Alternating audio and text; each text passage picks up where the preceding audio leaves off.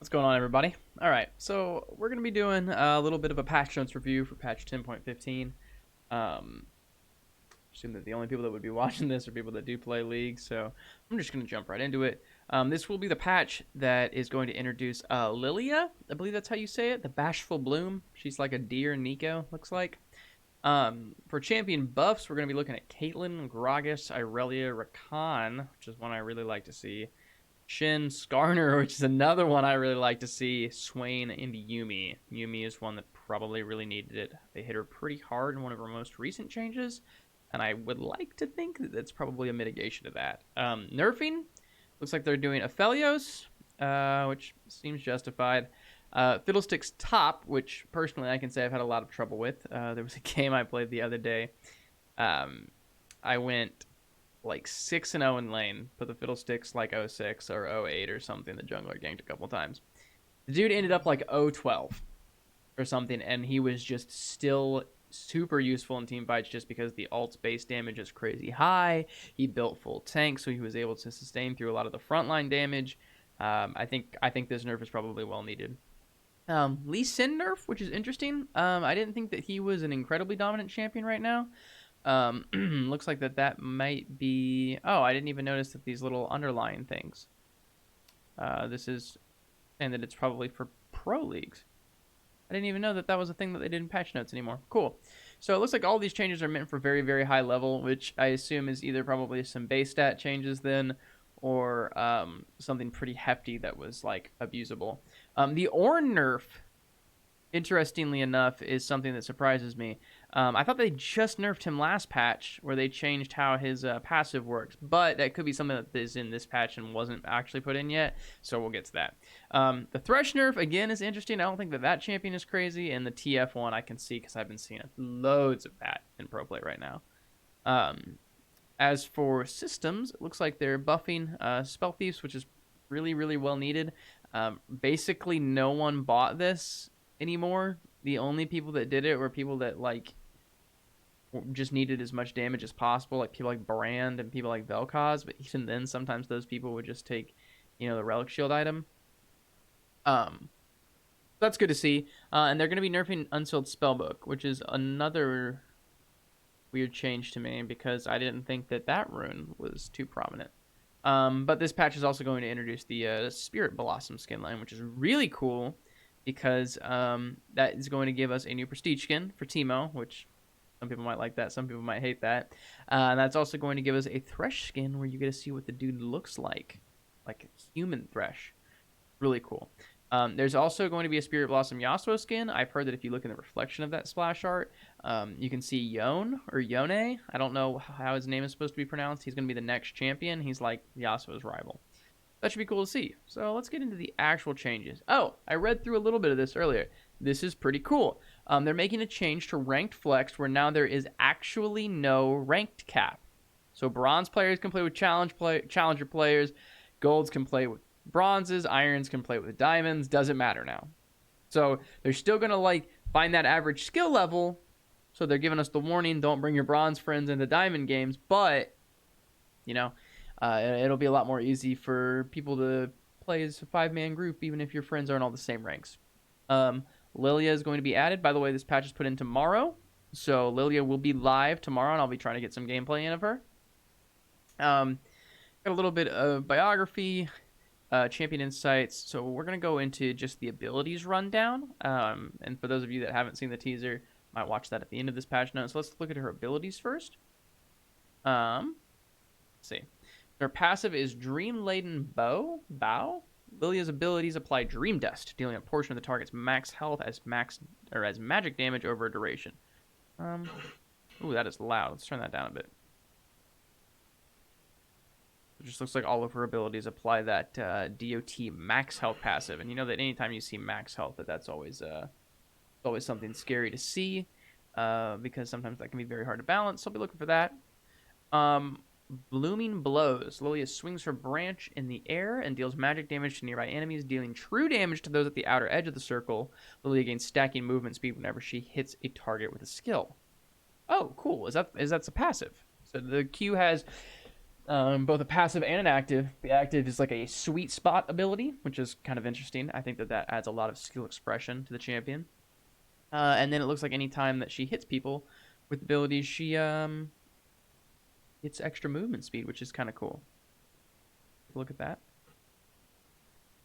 That's that ability that was seen in the first one. So her running animation is adorable. She just prances. Ah, it's really funny. All right, or W. Watch out, Eep. Gotta keep turning down each of these individual videos. Lilia winds up for a huge strike with her branch, dealing magic damage to enemies. Enemies at the center of the impact receive more damage. Okay, so it's just another, like a point and click sort of skill shot, if that makes sense, putting those together. Swings out from her body, and looks like the center. Think of it kind of like Aatrox Q3. Is what it looks like.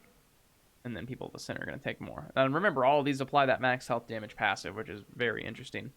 And then her E. God, it's so loud.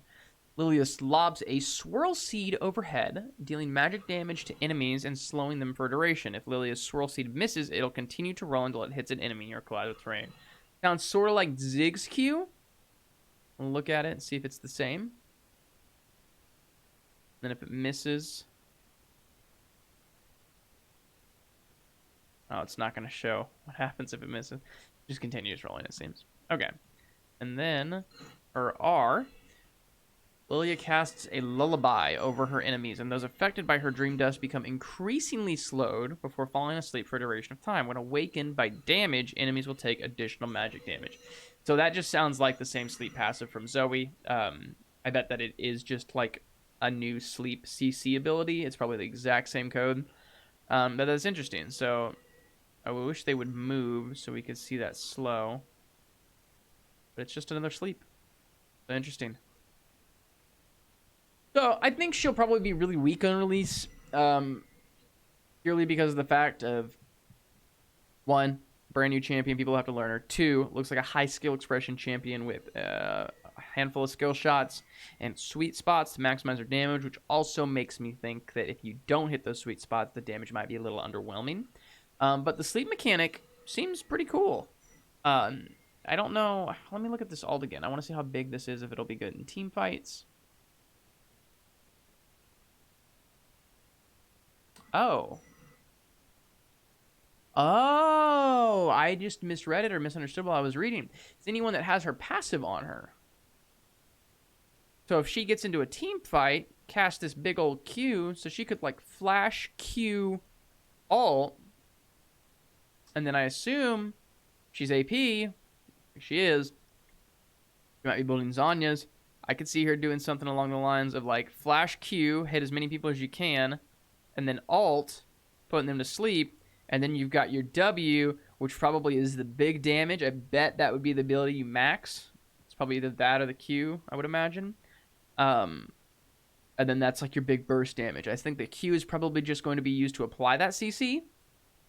And then you probably want to run in with your alt, like once everybody's been hit by the Q, put them to sleep, and then maybe like cast the E, and then as it's rolling, like sweet spot with the W, so that they wake up just as the E's about to hit them. You get the sweet spot bonus damage from the W, and then the E's also hitting. That is my prediction for her full combo. But again, that's in an ideal scenario. But I mean, all around, Champion looks really interesting. I think she's, the appearance, the design is, at least in my opinion, something to be desired. It seems like it was very heavily ripped on Nico. I mean, she looks like Nico. But I think when it comes down to abilities and like the kit that she has, I think it's a very interesting concept. I think she'll be very healthy for the game, I think. So let's talk about this Felios nerf. Remember they saying Q Sentry activation radius decreased. Okay. Sentry activation time increased. Q Runon's Bolt pass-through effect removed. Don't really know what that is. I haven't played a lot of Aphelios, so I can't talk too much to that. Infernum critical AoE splash missile count decreased. Okay, I do know about that. That shit was really strong. Probably a good nerf there. Infernum's Runon AoE splash missile count decreased. Infernum critical Runon's AoE splash missile count reduced. That's a lot of fucking words for this champion. Infernum Runon's AoE splash missile size reduced. So it's basically looking like a lot of this was just his team fight is going to be nerfed a bit. Seems like a lot of this stuff is for his zoning and for his AoE, which seems understandable. Lowering Crescendom's turret attack range so that it provides less zone control, exactly what I just said, and slowing down its target acquisition speed so opponents can reactively play around it. The rest of the changes are aimed towards weakening Infernum's synergy with Runon's Hurricane. So they're just kind of wanting to nerf down his AoE. Let's look at the actual number. Sentry activation radius 75. It's not hefty, but it's pretty good. And sentry activation time from 0.25 seconds to 0.35 seconds. So again, not a hefty change, but they're probably taking it slow because he is a newer champion, has a huge population for player pace. They're probably not wanting to destroy him. I don't play a lot of bot lane, so I can't say that I've played against him a ton, like directly in lane. But I've heard people complain about him, but I also know that he's not super easy to play because I have tried to play him.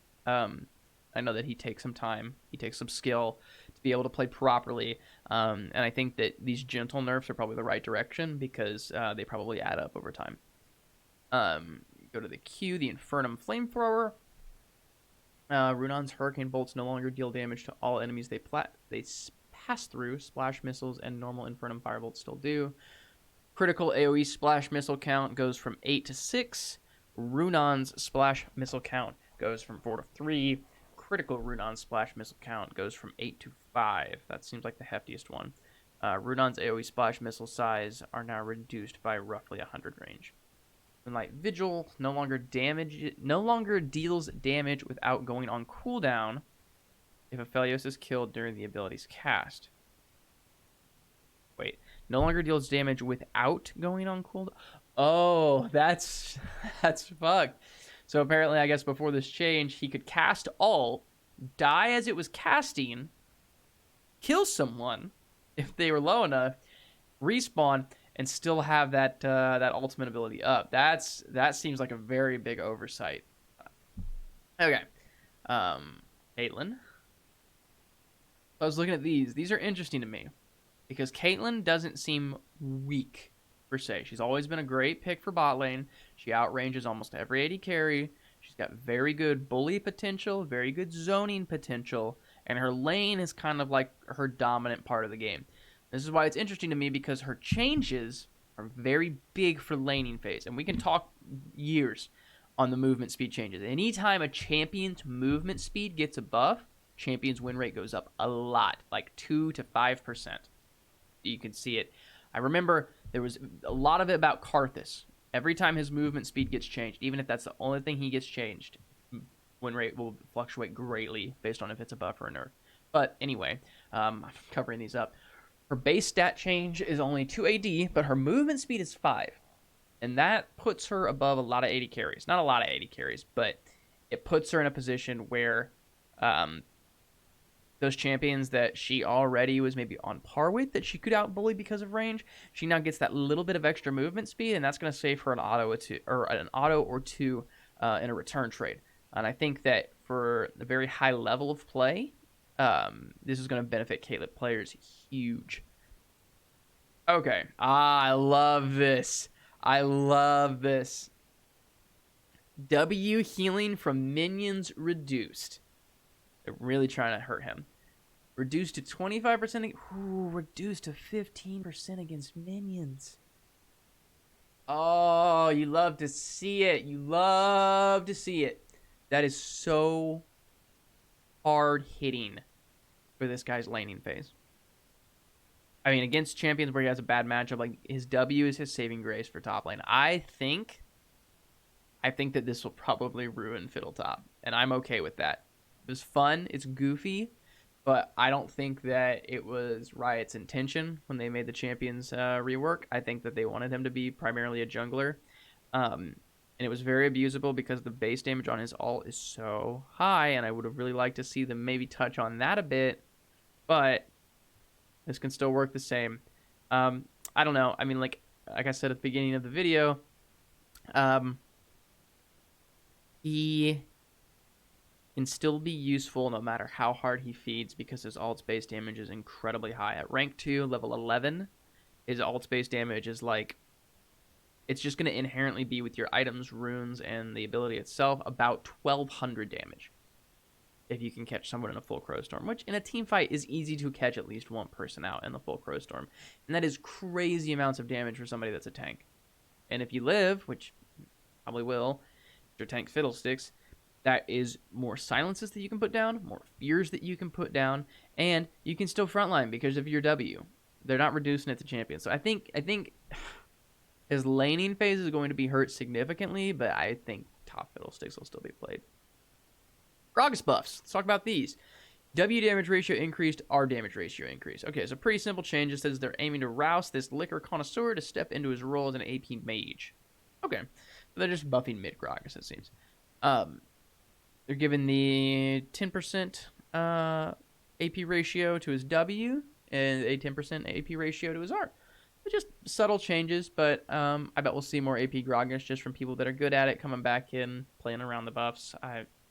I already think Gragas is a pretty okay mid laner, but it's interesting to see that they are buffing this up.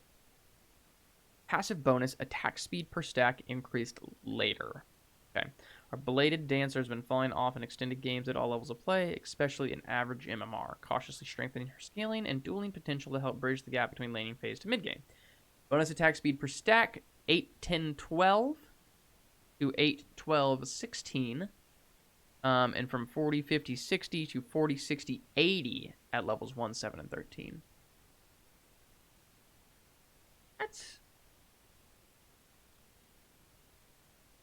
a pretty nice buff. I think her late game is going to benefit greatly from that. 16% of stack is huge. I mean, and you're also getting what used to be her level 13 at level 7. I mean, attack speed is a strong stat. I think this is a really good buff for her. I just hope that this doesn't send her flying up the win rates because I don't want to see her get nerfed again. But no, I like this change. I think that's very interesting. I gotta keep paying attention, so I'm not covering all this stuff up. Lee Sin buff looks really simple, very light. 2 seconds on his W. Can't turn a blind eye to the fact that Lee has been a consistent threat in elite and pro play, so we're increasing the cooldown on one of Lee's more reliable spells to curb his mobility and sustain throughout the game. I think that this isn't going to be too hard of a nerf. I think that this is just going to force Lee players to be a bit more smart with using their W, because you're not really... I mean, he builds CDR. So, I mean, you're going to be looking at maybe 8, 9 seconds now instead of like 6, 7 seconds. Or not 6, 7, like 7, 8 seconds. But I think it's just going to make him have to play a little bit smarter around his W, not use it so religiously. I can't speak to whether or not that this is a needed nerf, but again, this is primarily for pro play, so I don't think it'll see a lot of effect on the lower elos. Ornn's base armor reduced. Okay, so that change that I was talking about earlier seems as though that it actually was put in, which is interesting. That they would hit him again because if I remember correctly, let's just take a peek real quick at Ornn's current win rate. I don't think that it's great. And this is on this current patch. Okay. So we're looking at about a flat 50 for a relatively easy to play champion. Very interesting to me. I mean, I don't know if his win rate goes up at higher levels. It looks like it's going down. Yeah, man, that's really funny to me that they would make a change like that. It looks like he's pretty strong and like not even pretty strong. He's apparently busted in iron, but no, I don't know. I think that's an interesting change. The most recent nerf hit him pretty hard. It basically made it to where when you buy items now, the stats that they give you are relative to your current percentage of that stat. So like if you buy Ruby Crystal, I think a Ruby Crystal is like 150 health, and you have 50% HP, that Ruby Crystal is only going to give you 75 HP. And if you buy like a Mana Crystal for 350 mana, but you only have half your mana, you're only going to get that 175. So, I don't know. This one is a little questionable, at least from my point of view. But again, maybe this is a pro play level nerf. I know that he does still get a little bit of play just because his ult is incredible at high levels. So maybe this is just trying to hurt his laning phase a little bit more. Rakan. Okay. This champion, I love Rakan. I was heartbroken when they changed his W a long time ago. It made it really slow. See what they're changing. The passive cooldown decreased later and now scales per level. After level 18, we're making Rakan's progression across the course of the game feel smoother. This is a quality of life change that is also a very minor buff for this saucy showman. So they're saying it's minor. His passive is 40 to 16 seconds at level 1. They're reducing it to 40 to 14.5. Okay, so it's just a very small buff for his late game, which is okay, I guess. Man, that seems like a really long cooldown for that shield. Is the shield big? I don't think that. Yeah. Anyway, interesting change. Not huge. Probably won't affect him too much, but it'll be a nice little buff for recon players. We're bringing some power. Okay, so this is a buff. And I think this is interesting because Shin has actually been climbing win rates very steadily recently, just because a lot of his top lane matchups his bad matchups are getting worse and his good matchups are getting better. So he's becoming a pretty safe blind pick. He's good in solo duo, just because your all allows you to be wherever you want to be on the map. It doesn't take a lot of communication to make that all work, so long as that you're aware of the map. And at pro play, I know that he's very strong because he's one of those melee matchups that can actually play pretty safe into ranged matchups. So they're buffing his shield value on his passive. It looks like it's going from 50. Wow, they're giving him 20 flat shield points at level 1. It looks like it's just 20 at all levels. That's a lot. His early game is going to be a lot stronger, I think. A lot of mitigated damage, especially when you're getting that off multiple times in a fight. Yeah, I like this change. I mean, it might be too much. I think it's interesting for him. I would love to see Shin be really strong because I think he's a fun champion to play and he's not too hard. But I don't know. I bet we'll see a nerf in the coming future for Shin just based off of this change. Seems a little hefty for his early game. Skarner. Okay, so I have put loads of time into Skarner. I love Skarner so much. So let's take a look at this. Q damage ratio and bonus damage ratio now scales with target's max health. Buff duration increased, cost increased, and now flat. We're increasing the Scorpion's damage so he's more equipped to slash the frontline targets when itemizing as a bruiser and a stinger, of course. As another flourish, we're also making a quality of life change to his E. Okay, so let's look at the damage buffs on this crystal slash here. Damage ratios are going from 30 to 45% of total attack damage. This is a nerf, it looks like. It's going down to 15% of total attack damage at all levels, on top of also doing 1 to 3% of target's max health per Q. This is big. I think this is a really, really big change. Because you didn't... Oh, this is actually a huge change. You never really bought AD on Skarner anyway. Triforce was about it. So I think this is going to kill top Skarner, which makes me happy because I don't like top Skarner. And this is coming from a Skarner player. I think this is going to hurt him a lot because a lot of top lane Skarners would rush Triforce or Manamune. And with this AD ratio just dropping like crazy and now just going to max health, it makes almost no sense to try to build AD anymore. Like, you're still going to get that bonus for the max health, but like, why? Like, why take that, what's almost a 30% AD ratio reduction when you don't have to build any attack damage and you still get that 3%? I think Skarner is going to see some change, or some new win rates in this coming patch. This is a really, really good change for him. Bonus damage ratio is going to... Oh, they're adding... Or what did they change here? Oh, they just put the same bonus ratio on his SKU as well. I think that's for his passive, I would imagine. The buff duration lasts for 5 seconds now, so they give an extra second on that. I think that'll also help us clear. Ooh, I bet that'll really help us clear. His buff clear time is probably going to be a lot faster, too, with his max health change. His level 1 will be a lot better. Maybe not a lot better. It's only 1%, but, I mean, that's still... What, Blue Buff's got, like, 1,800 health? I can't think off the top of my head. I mean, that's still 18 extra damage at level 1 when you're not building the AD. I mean, like, that'll make his clear speed a lot better. And the cost is now just 15 mana, which is fine. I don't think that's a problem. I think that is an okay trade. What is the E change, though? Missile no longer loses travel speed after hitting an enemy? That's really big. Oh my god, that's going to let him run through frontline really easily.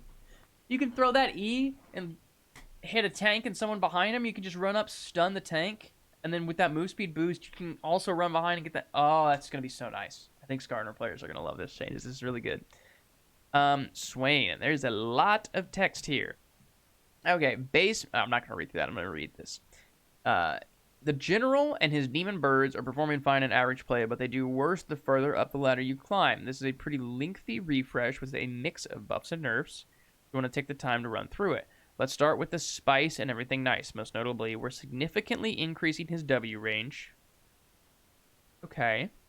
More than double when his W's the shock thing, right? Am I? No. Is the W his shock thing? Maybe I'm crazy. Hold on. Swain. Oh, well. I don't play a lot of Swain, so I couldn't tell you off the top of my head.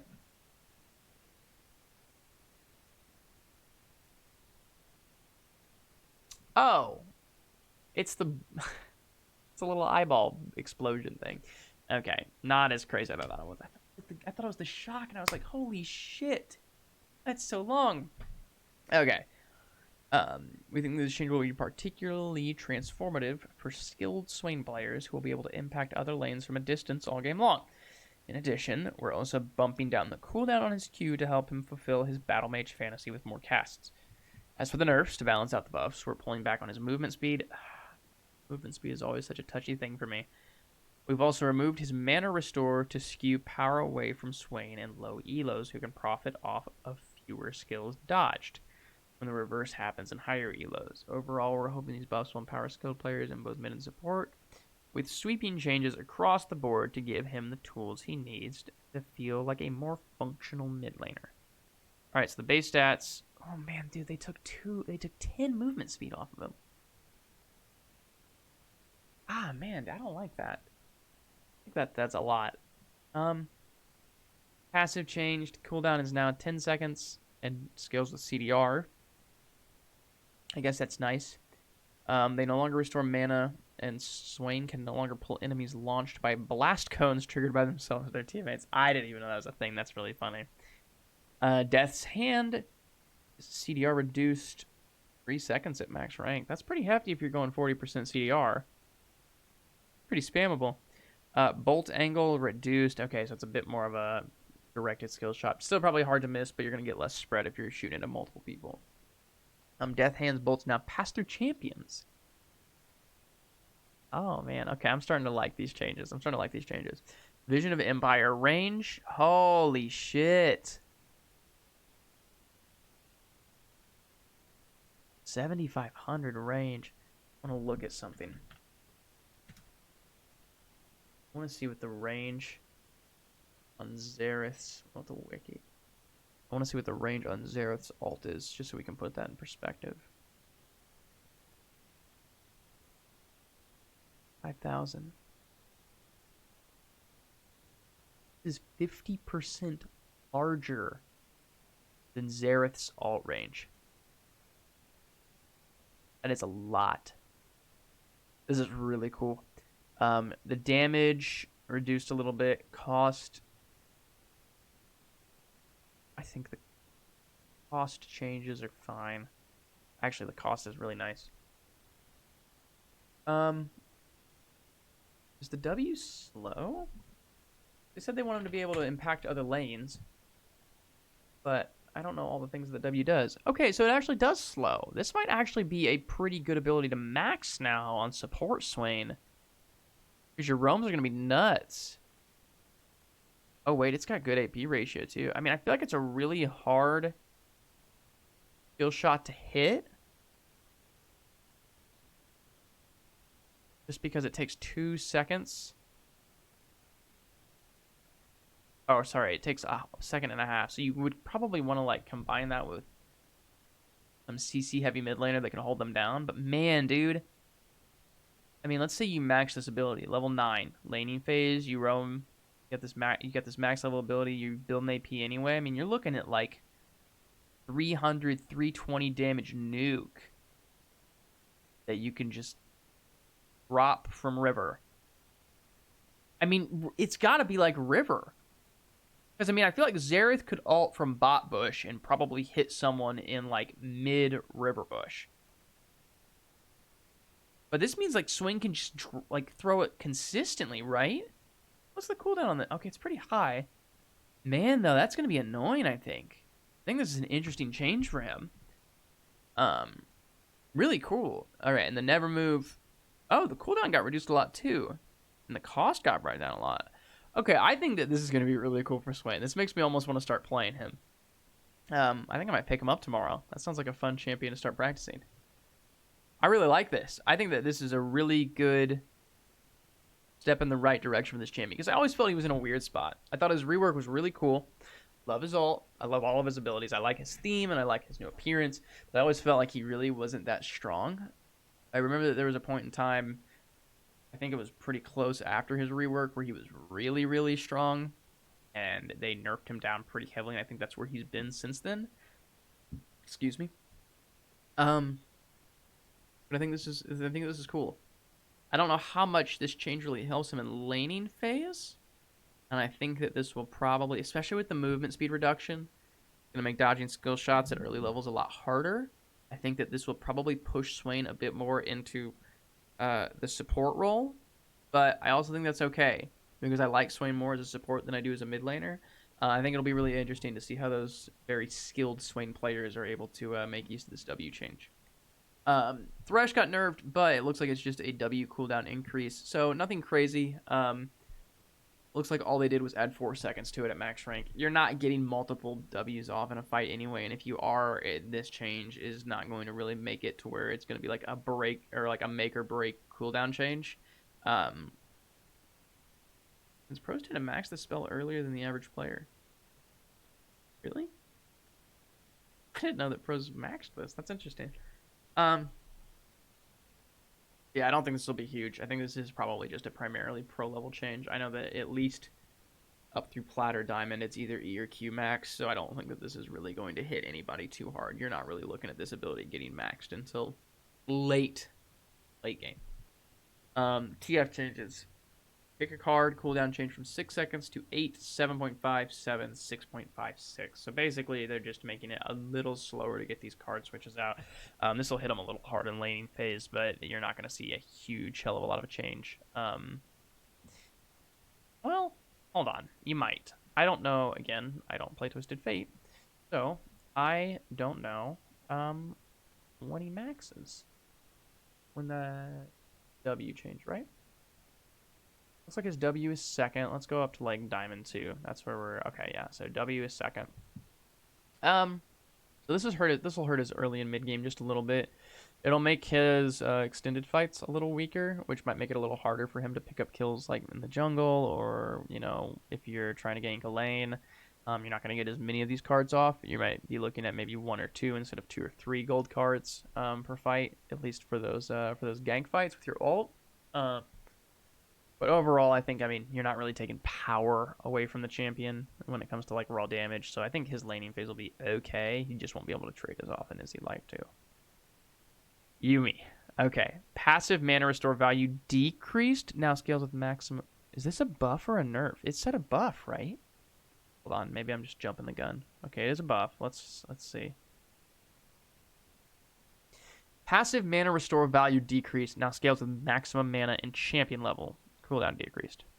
Yumi was mushed by her E mana cost nerf in 10.13. Yeah, they made that mana cost go crazy high. It's now based off her max mana instead of just her flat value.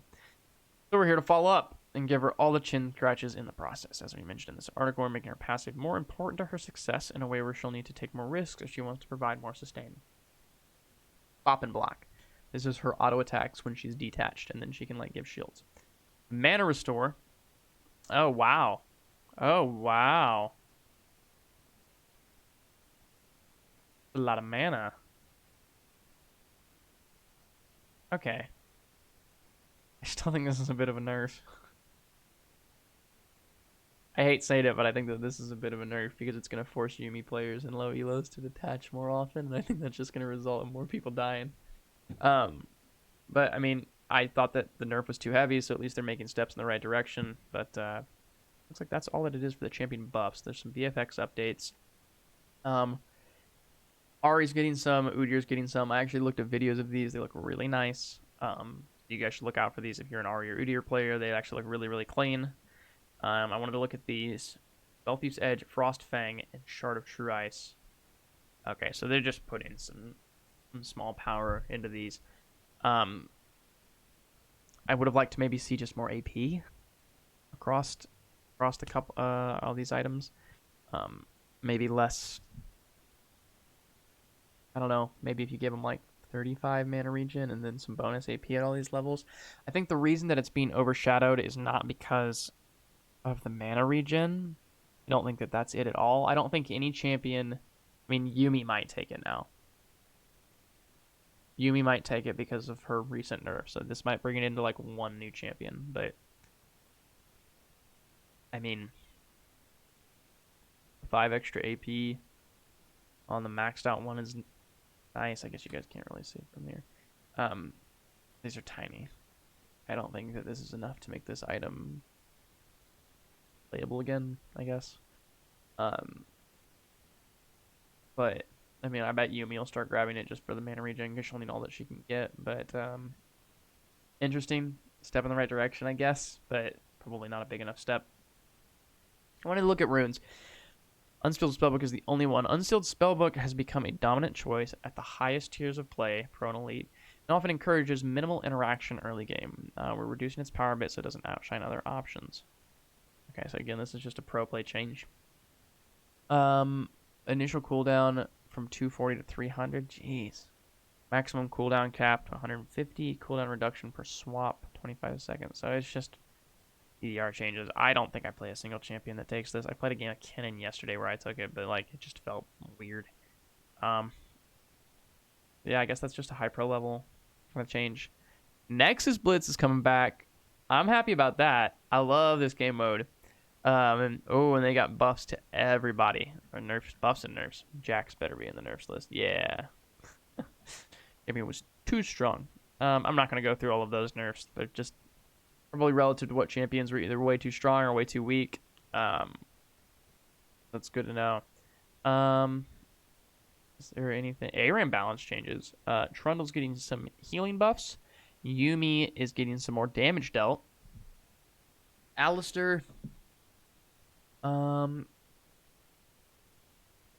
don't know. I would assume that this means that he is. Oh, okay. Sorry. He had 5% bonus damage taken and minus 10% healing. He now has damage reduction. Okay, so what I assume is that they're just adding the damage, like minus damage dealt. That's fine. I don't think a lot of people built AP Alistair anyway. Karthus has some damage reduction. Kog'Maw has some damage reduction and some damage taken increase. Or no, just the damage taken increase. So he just takes more damage, a little squishier. Lux deals 15% less damage now. Takes the same amount. And Teemo now deals less damage and takes the same amount. And a long list of bug fixes. And we're going to look at these skins for a bit. Let me just open all of these in new tab. So, oopsies. New window. We can kind of examine these, see if we can find any Easter eggs in the backgrounds of these splash arts. Whoops, again. Alright, so we got Spirit Blossom Thresh. I guess this is what Thresh looks like as a human, which is really interesting. They didn't have to go out and make him that hot, but they did. Gave him some gnarly nails, though. I like the hook and the lantern. The lantern is really cool. This is Vayne. Toes. People talk about the toes. Covering the eyes is really interesting. I like the design a lot. Oh, is her like crossbow floating? That's her alt crossbow. Her regular crossbow just like ethereal. That's interesting. All right, so people were telling me that can I do? I don't remember. There's a way to like flip your screen. People were telling me that Yasuo's sword is different. Yeah, it is. His sword is different in the splash art, and a lot of people think that Yone or Yone again, I don't know how it's pronounced, is going to have his splash art be a reflection of this splash art. So I think that'll be pretty cool. I like the design. I've seen the effects, the in-game effects. Looks really, really cool. I think this will be a new favorite Yasuo skin for Yasuo players. Lilia's release skin will be a Spirit Blossom skin. Looks she's going to be white and purple. That's pretty cool. I like the skin actually. Um, Not seeing anything interesting. I mean, I don't know what that thing in the back is here. I always try to look in the background of splash arts in case they're just trying to add stuff or like hints at new champions. Like there's a face down here, but I think that's just the whole Spirit Blossom thing. Then we got Spirit Blossom Teemo. Got little bard chimes. Looks like that would be an. Oh, I would love to see a Spirit Blossom bard skin. Well, they might not do because Elder would, but no, I like this. These definitely look like meeps. I bet there'll be a bard skin in the future. Oh my god, totally meeps. Those are totally meeps. But no, I think that the Teemo skin is pretty cute. Not a huge fan of the champion, but I like the splash art a lot. Always respect the art team. Oh, and they got chromas coming out with these skins. Except for the Teemo one, which is probably why he got a prestige. Man, I would have liked an all-black Spirit Blossom Thresh. Oh, you can kind of see in these pictures, he's a demon. Like in the splash, I think he starts as a demon, and then as you get more souls, he becomes a human, which is a cool little interaction for that. Oh, cool. That's nice that they're giving Lilia chromas right off the bat. And it looks like a lot of them change like the color of her body, her deer body, which is interesting. I really like that. Hey, Chance, what's going on? You missed most of the patch review, but no, I mean I like the chromas. The Yasuo ones don't really do a lot for most of his body.